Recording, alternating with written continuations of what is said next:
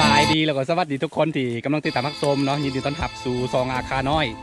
วันนี้อยู่กับข่อยคำศรีคือเข้ามาสวนซาเนาะสวนซาแล้วก็สวนน้ำมันคือข้างหลังที่เห็นนี่จะเป็นสวนน้ำมันเนาะวันนี้เราตั้งใจมาเก็บมักน้ำมันไปขายโลละ10,000 กีบเนาะนี่ข้างหลังที่เห็นจะเป็นหมู่บ้านไกลๆนู่นพวกเคยเห็นเนาะนี่เห็นปะเข้ามากับเจ้าตัวนี้ควายจินแดงนี่ไปได้ทุกที่ที่ก็ไปเนาะถึงคูใจคือตอนนี้ประมาณ12 โมงกว่าแล้วตอนเที่ยงแล้วเนาะเอาที่กินข้าวเอาได้เมนูพิเศษอันนึงมาก็คือเมื่อกี้นี้น้องสาวไปยามกับดักเนาะกับดักที่หังไว้ข้างหลังนี่แหละได้ไก่ปลามาตัวหนึ่งแต่ว่าเราบ่ได้เอากล้องไปนำนะบ่ได้ถ่ายตอนนี้กำลังจะคั่วกินบู๊ว่าเศษเมนูมีอย่างกิน นี่ตูบกระท่อมเจ๋งน้อยๆของเราแดกแม่ไก่ปลาคือถึงเมื่อเดือนประทาซะคือถามน้องสาวว่าทุกตัวเดียวนี่บอเนาะถือกับดักกับบอกว่าตัวเดียวนี่แต่ตัวผู้ในสังเกตเบิ้งตัวนี้เนาะโหโคตรเลยโคตรคมอันนี้แท้เป็นดาย่านเนาะนี่ตัวนี้แข็งนี่เลย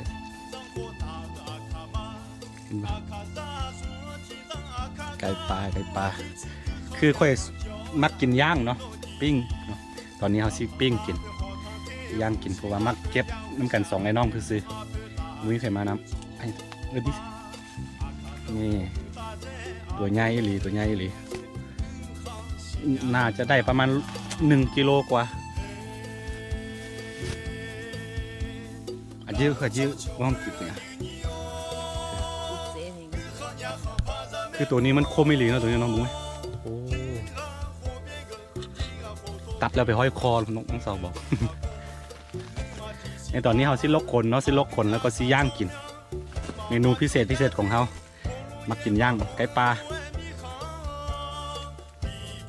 โอ้โหเจ๊นี่ตอนนี้เขาซิลกคนแล้วไปย่างกินย่างไก่ปลาสบับอาคาน้อย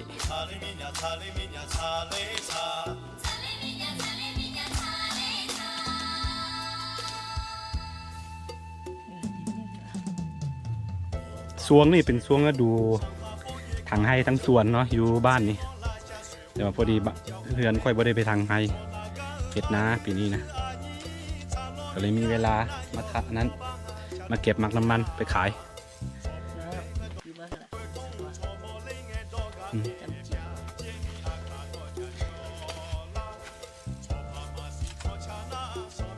รู้สึกว่าหิวแห้งมากแต่9 โมงเช้าบ่ทันได้กินข้าวเลย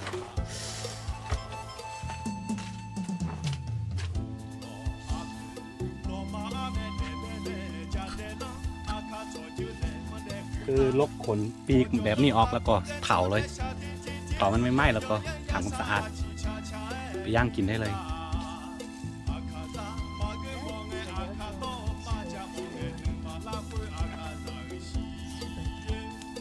จุดละหน่อยก่อนส้ม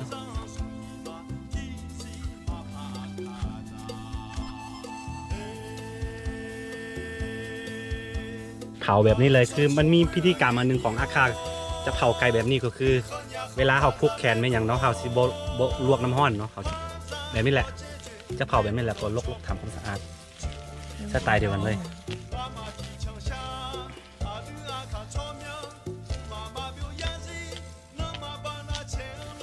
คือสถานที่นี่เป็นสถานที่พิเศษในอนาคตเนาะในอนาคตถ้ามีแฟนมีเมียจังสิพามาฮันนีมูนแบบอยู่นี่แหละโคตรได้บรรยากาศเลยโรแมนติกแน่มึงไปหมู่บ้านนางฟ้ากับเงาะปลาจะเกิดขึ้นไหมอีก4 ปีข้างหน้า5 ปีข้างหน้าปล่อยไปก่อนสวยงามบรรยากาศดีขึ้นทุกคนเลยคือเขาปลูกซาไว้นะเดี๋ยวนี้นี่เป็นซาปลา100 ปีเขาไปเก็บเอามาเล็กอยู่ตัวต้นใหญ่ๆเนาะมาเพาะเอาเลยจึงมาปลูก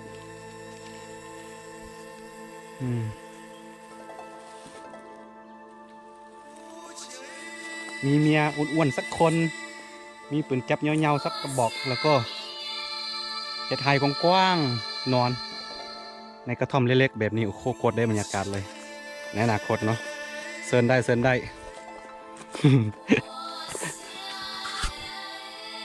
ตอนนี้น้องเสาจะทำกันผ่าตัดให้มันเนาะนี่ผ่าตัดไก่ปลา 的鼻子也。哦，你吃么西了呢？thế mà gì chị nên hương ai rồi ba này gì bự này khó nên là cái đủ ai 我都记起来。 mà xí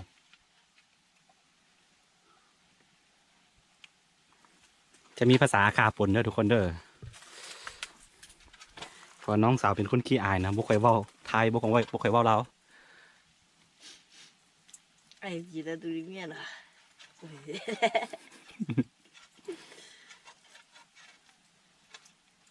哦，没钱。 เท่านั้น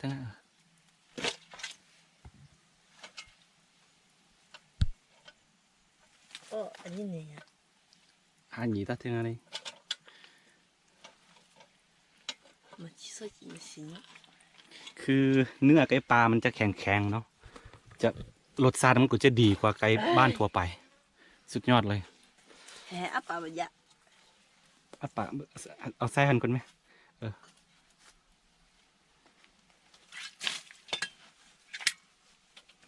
นี่ได้เครื่องในมันละ 那个几年吧，嗯。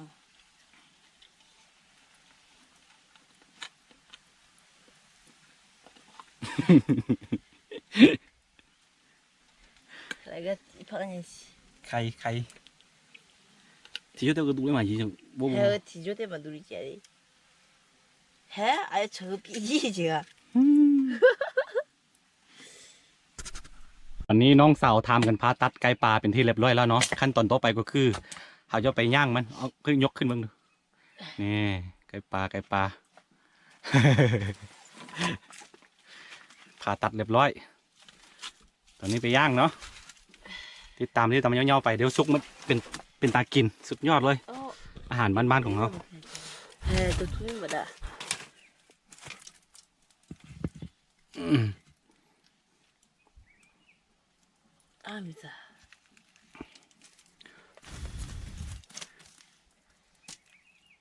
นี่เขาจะย่างไว้ประมาณ30-40 นาทีหรือว่าชั่วโมงหนึ่งก็แล้วแต่เบิ้งตามสภาพโดยจริงโอเคติดตามยาวๆไป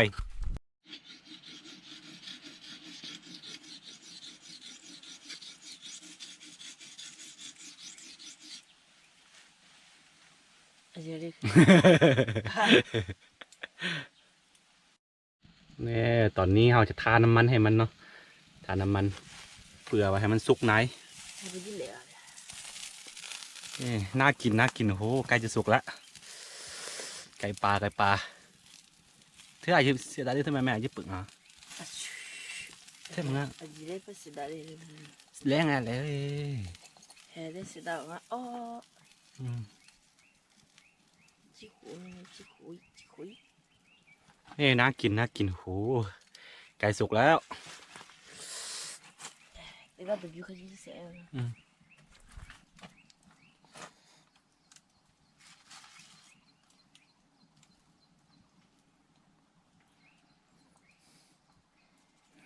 ต้องใช้เวลาเหมือนกันเนอะ ย่างไก่นี่ก็ได้ใช้เวลาเป็นชั่วโมงอ่ะ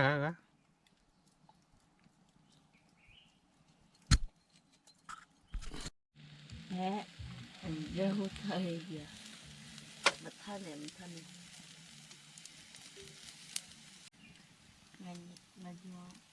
呢，那就把人给。 เนี่ยหลังจากที่เราใช้เวลาย่างประมาณชั่วโมงกว่าๆเนาะแต่หน้าตาแบบนี้โอ้โหน่ากิน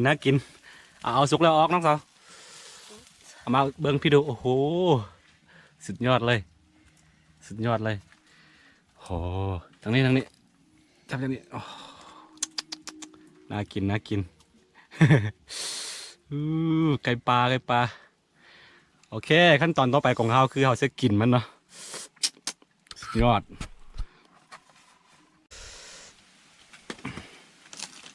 ไปปะ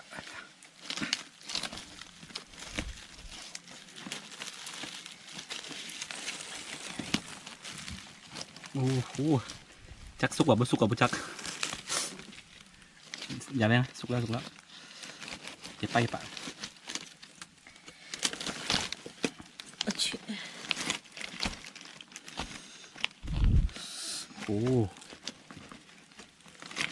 ปาดไม่ออกมา 拆开来。 ปาดขึ้นปาด 其实一个人七八来的分。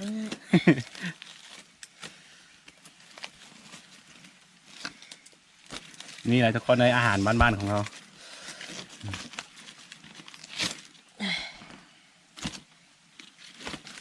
มาจ้ะ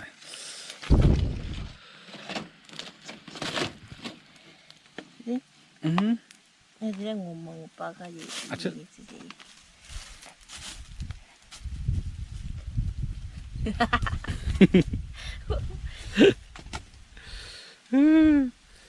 สุดยอดเลยหิวแห้งโอ้สุดยอดเลยโอ้ 你的。 ตัวไก่ปลาเนี่ยมันตัวน้อยๆหนึงแต่ว่ามันรสชาติมันเนื้อมันอร่อยนะแซ่บ 我去。 แต่ละใช่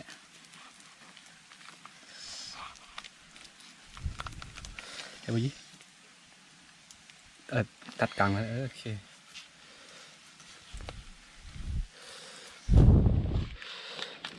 โอ้โหสุดยอด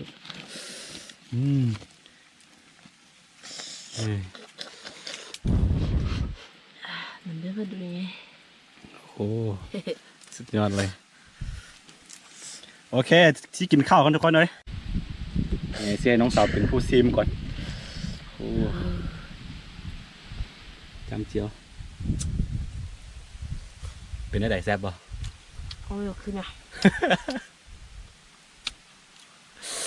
อุ้ยน่ากินเว้ยมาจีกไอ้กูนิดนึง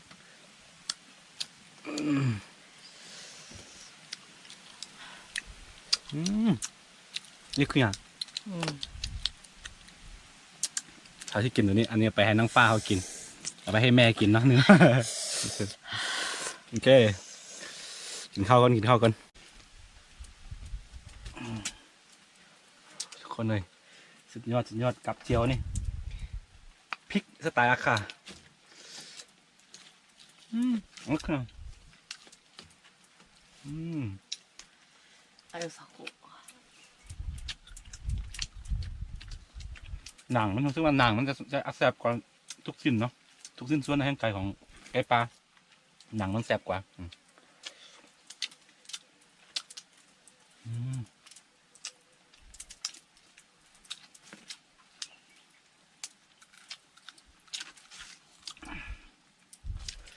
สุดยอดเลยอ๋อ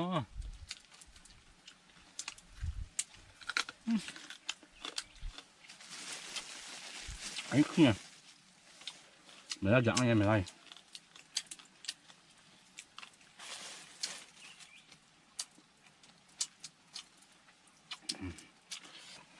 หนังมันกรอบดี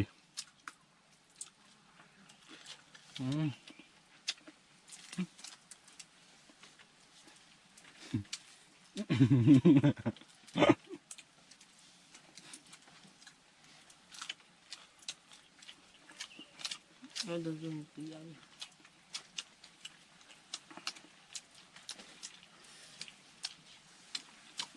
นี่ไปให้นางฟ้ากินนางฟ้าอยู่บ้านบ่ได้มาเหมือนนี้เนาะนี่เอากินอันนี้ก็พอ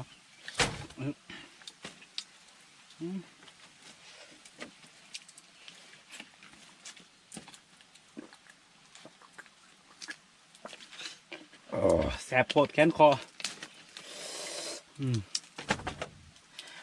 บรรยากาศอยู่ลมพัดมาวิวบวกกับเสียงนกเสียงหนูกำลังห้องตามปลาเนาะบรรยากาศโคตรดีเลยโรแมนติก 马来不去。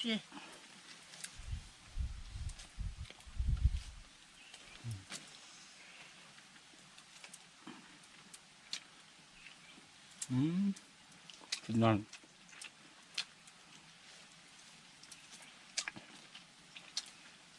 พี่เข้มเกลือพัด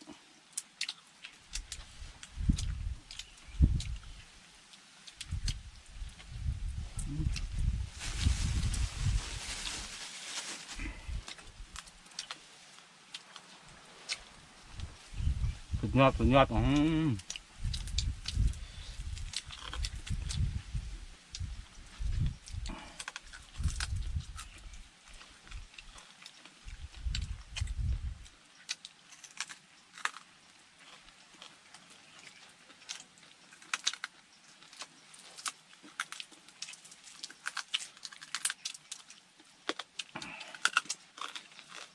还有多对呀，有可爱，还有。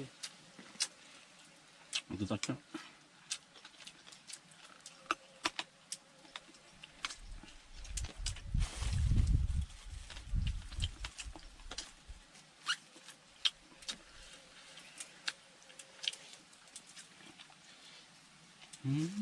อีกยัง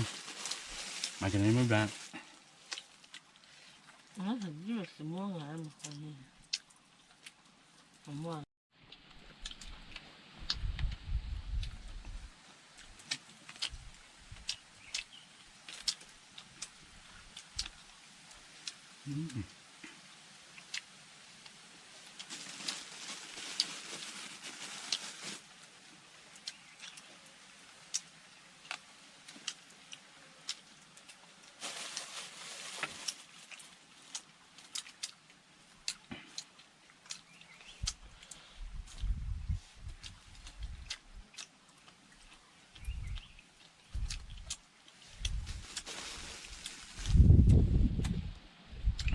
บอกเลยว่าเนื้อไก่ปลาเนี่ยโคตรอร่อยเนาะเอาเนื้อเสือดำมาแลกกับโปเปียนกินตัวนี้ดีกว่าเนาะโอเคทุกคนหลังจากที่เรากินข้าวอิ่มแล้วเนาะเราก็มาเก็บมักน้ำมันต่อคือมันน้ำมันแบบนี้นะทุกคนนี่แหละโลละ10,000 กีบราคาโคตรถูกเลยโอ้เมื่อก่อนหด100 บาทเนาะเมื่อก่อนหดประมาณ30,000 กีบเดี๋ยวนี้ลดมาเหลือ10,000 กีบคิดว่าเก็บได้ประมาณสักตนหนึ่งเนาะไปขายไปแต่งเมียก็บ่ได้ซ้ำโอ้โห นี่หลังจากกินข้าวอิ่มเขาจะเก็บตัวนี้นะตัวนี้บ่ท่านแก่ใช่ไหมเขาจะเก็บอะไรตัวแก่ๆเขาน่าจะไปเฮ็ดผลิตเป็นน้ำมันพืชอะไรพวกนี้โอเคนี่แหละคือบ่มีฝนตกนะฝนบ่ตกมาได้ประมาณ6 เดือนแล้วพี่นะจนแห้งแล้งจนตายหมดคือเมื่อคืนนี่ก็คิดว่าสิตกแล้วเนาะได้ยินฟ้าห้องสุดท้ายบ่ตกซ้ำฝันไปก่อนว่าฝนตกสุดบ่ตกโอเคตัวนี้เขาสิเก็บมักน้ำมันก่อนไปสิกลับแล้วท่านผู้ใดมักคลิปนี้ก็อย่าลืมกดไลค์กดติดตาม2 อาคาน้อยเนาะเผื่อบ่พลาดวิดีโอใหม่ๆจาก2 อาคาน้อยโอเคติดตามยาวๆไปแล้วพบกันไว้ในคลิปหน้า